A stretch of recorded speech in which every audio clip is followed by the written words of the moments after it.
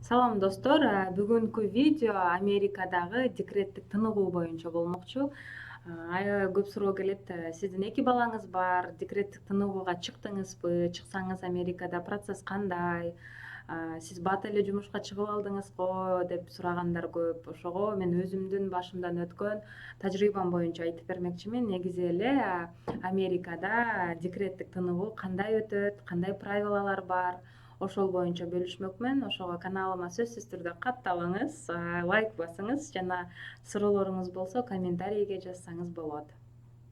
Декреттик тыныгуу Америкада ар бир компанияда ар кандай деп айта алам. Ар бир компаниянын өзүнө ылайыкташтырылган правилалары бар. Декреттик тыныгуу бул компаниядагы көптөгөн бенефиттердин арасына кирген бир программа десем болот. Карьера менен жумушту чогуу алып кеткенден коркпоңуздар. Мен бул нерсени өзүм башымдан өткөзүп көрдүм. Мына Кудай буйруп балдарым акырындан чоңоюп атат. Ошол эле учурда менин жумушум бир дагы күнгө токтоп калган жок. Эң жакшысы, эң мындай аябай жакшы ощущение бул балаңды төрөп, анын жытын жыттап, ушунчалык сүйүнүп турган кезиңде дагы сен айлыгың уланып, карьераң токтобой астыга жылып жаткан нерсе башкача бир ощущенияларды берет экен. Мен кызымды төрөгөндө дагы, баламды төрөгөндө дагы декреттик тыныгууга чыктым. Америкада башка өлкөлөргө салыштырмалуу, Европанын өлкөлөрүнө, Канада, Австралияга салыштырмалуу негизи тыныгуу, декреттик тыныгуу аябай кыска десем болот. Негизи эле бул жакта баягы иштеп жүргөн апакелердин форумдары бар, өзүнүн клубдары бар. Ошол жакта көптөгөн талкуулар жүрөт. Баягы тыныгууну көбөйтүш керек, апаларга көбүрөөк колдоо болуш керек деп. Азыркыга чейин ушул менен тыгыз байланышта иштеген көптөгөн фирмалар бар, компаниялар бар, өзүнчө уюмдар бар. Ошолору башка мамлекеттерге салыштырмалуу негизи Америкада аябай кыска. Менин билишимче бул кээ бирки компанияларда декреттик тыныгуу жок. Анан минималдуусу мен уккам 6 жумадан 6 айга чейин уланат деп. 6 ай тыныгуу берген компаниялар бул кол менен эле саналат деп ойлойм Америкада. Анан эң орточо эсеп менен анда дагы көпчүлүгү эмес 3 ай беришет экен. Өзүн сыйлаган, бул маркетте өзүнүн жакшы жумуш кылып жаткан кыздарын, келиндерин жоготкусу келбеген компаниялар ушу средний алып, ошо 3 ай берет экен декреттик тыныгууга. Мен дагы ошондой компанияларда иштеп калдым. Кызымда дагы, баламда дагы 3 ай тыныгууга чыктым жана андан сырткары мен менеджерим менен сүйлөшүп 2,5–3 айга жакын чолоң үйдөн иштедим. Вообще мындай офиске келбей. Анан балдарым ушу 6 ай болгондон кийин акырындап уже офиске келип иштеп баштадым. Төрөп азыркы күнгө чейин мен башыман жакшы тажрыйба өттү десем болот. Мен аябай ыраазы болдум иштеген компанияма дагы, мени колдогон адамдарга дагы. Мындай только жакшы позитивдүү нерселерди гана айта алам.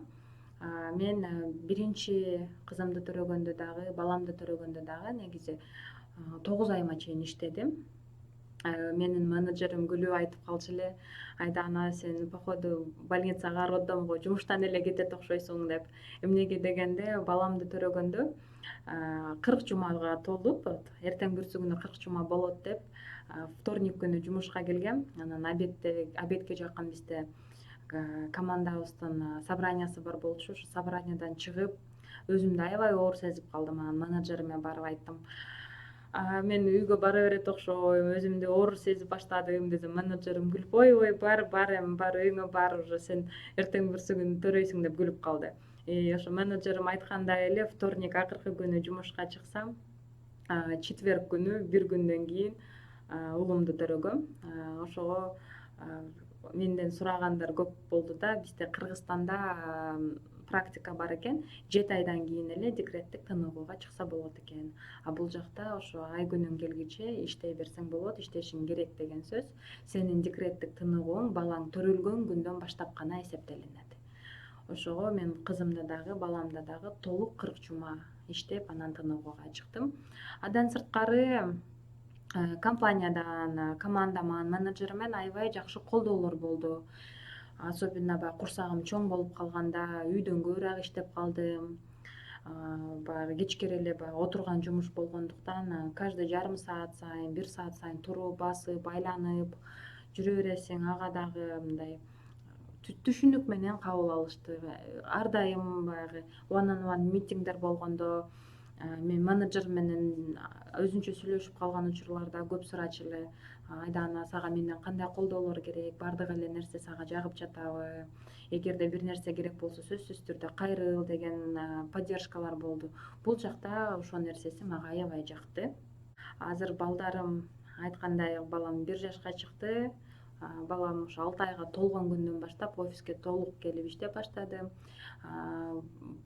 Кош бойлуу кезимде баягы больницага бат-баттан барышым керек болот. Ошол кезде дагы мен эртең менен командама эле жазып койчумун. Бүгүн мен больницада осмотр бар врачка, ошого бир аз кечирээк келем деп. Мындай проблема эч болбоду да. Сен көбүрөөк кетип калдың или сен аз жумуш кылып калдың деген атаандаштык жок. Поддержка всегда бар. Анан азыркы күндө деле мен командам ушунчалык түшүнүгү менен кабыл алат. Айдана, сенин 2 балаң бар.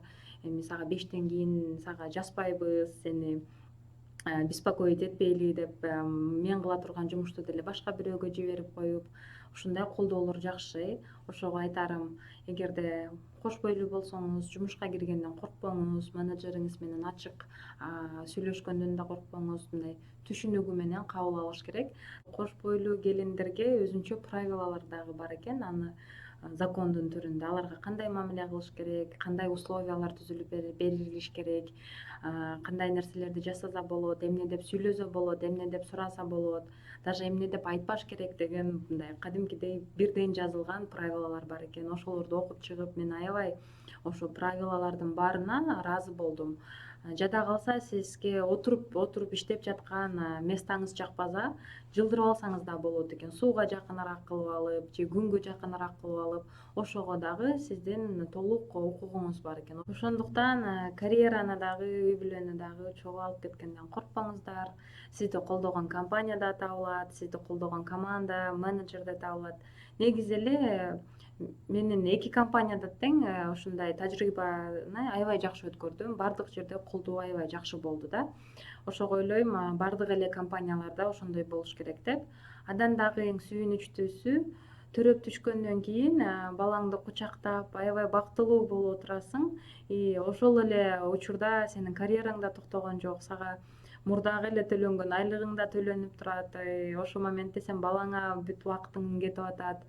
Анан ошо 3 ай убакыты бүткөндөн кийин дагы менеджериң менен сүйлөшүп көрүп, ооба, сени биз түшүнөбүз, макул 3 ай иштейсиңби, 4 ай иштейсиңби, сага кандай удобный болсо ошентип иштеп, сен карьераңы дагы, үй бүлөңү дагы чогуу алып кеткенге биз дагы сага колдоо көрсөтүшүбүз керек, сени биз колдойбуз деген поддержканы сезүү бул өзүнчө бир бакыт экен. Ошол нерсени, ошол тажрыйбаны сиз дагы көрүшүңүздү каалайт элем. Ушул нерсени башыңыздан өткөрүп, ушундай сезимдерди ар бир адам сезип көрсө жакшы го деп ойлойм. Мен бул жакта өзүм эле декретный отпуск алып жыргай бербей, ошол эле учурда Бакыт менин жолдошум, дагы paternity leave деп коет, аталардын тыныгуусуна чыгып, ал дагы нерсе биздин эсибизде калды. Мен эч качан буга чейин угуп дагы, практика да кылып көрбөптүрмүн. Аялы төрөгөндө негизи күйөөсү дагы декреттик тыныгууга чыгат деп, ошол практика Америкада аябай жакшы иштеп чыгылыптыр да. Мен төрөгөн учурда Бакыт дагы 3 айга компаниясынан тыныгууга чыгып, биздин жаныбызда болуп, мага жардамдашып, аябай жакшы тажрыйба өткөрдүк десем болот. Бул үй бүлөнү дагы, жумушту дагы баланс кылып, эки жакка тең туура убакыт бөлүп, адам жумушунда эле бактылуу эмес, үй бүлөсүндө дагы бактылуу болсун деген условиялар жакшы түзүлүптүр. Ошого эгерде сиз төрөсөңүз дагы унутпаңыз, сиздин жолдошуңуз дагы декреттик тыныгууга чыгат, сизге жардам берет.